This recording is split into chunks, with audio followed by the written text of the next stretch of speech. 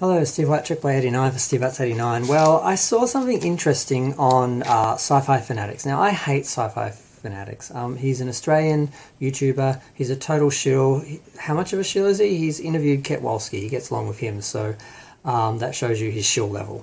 And he sometimes he makes the most reaching, stretching, desperate videos where he's just looking for a Star Trek video. He has to find something. He'll take the smallest little thing and make it into video. But he picked up on something in the Picard trailer which I missed. Apparently there's a scene where Picard is being interrogated at some point, and we assume it would be by local authorities or something because, you know, they're doing stuff on Earth that they're probably not supposed to be doing as part of their trying to fix the timeline again. And there's an actor who looks like the actor who played Duquesne, the first officer on the time ship back in Voyager. And he put a side-by-side picture of this guy up, and it really looks like him. Some people are saying it is the same actor. It may not be the same character, but it's the same actor. It hasn't been confirmed. But that would be interesting if they actually acknowledged something as canon as the Time Police and how that would work, because they would be outside of the licensing issues and the parallel universes and parallel timelines and all that. And could they use them now? I mean, I guess that if they licensed them, they could use them no matter what.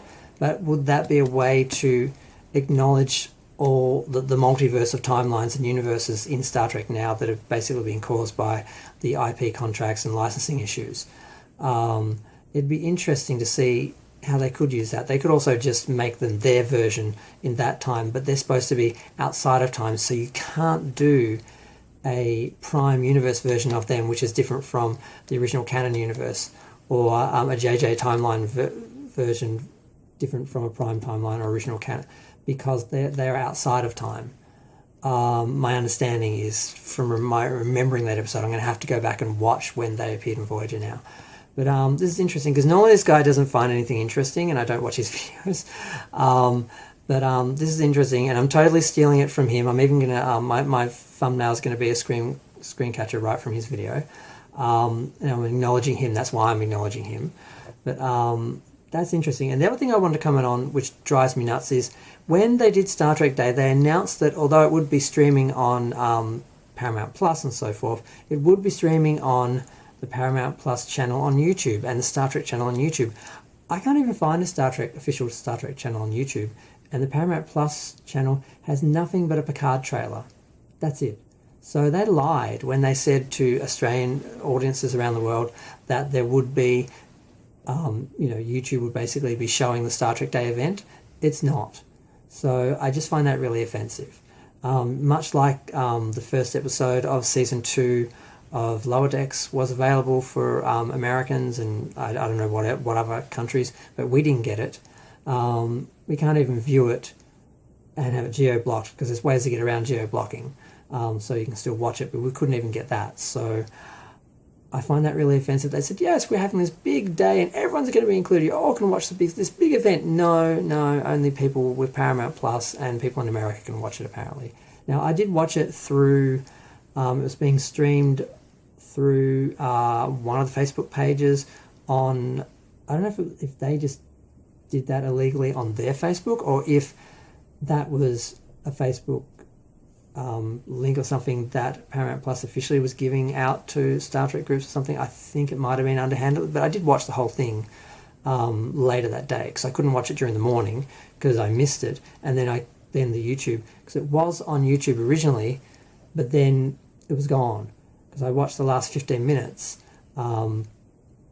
because I got up around 1 and it ran till about, I think I got up around 1:45 to 1. I just got the last 5 or 10 minutes of the show, because it went for 3 hours and 40 minutes. So it went from 10 to I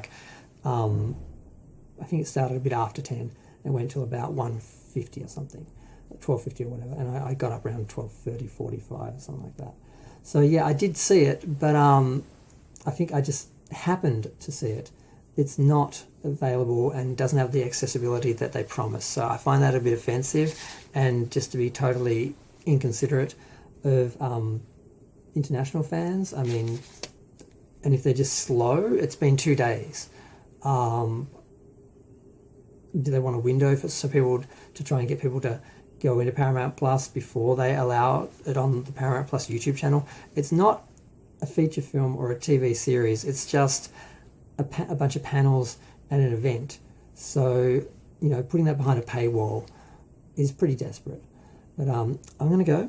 That's my little rumor. Is this really this guy? Because they're really just going on the fact this guy looks like the actor. Because the captain ended up being gotten rid of in the episode. He was the first officer. He could be the captain of the time ship now, going around being a time cop and all that. So it's quite plausible, but he would exist outside of all the canon and IP issues. So how they're going to manage that, they probably just won't care about facts and truth. But we'll see. I'm going to go. Feel free to share, like, comment, subscribe. Let me know what you think. Get the video up, Paramount Plus.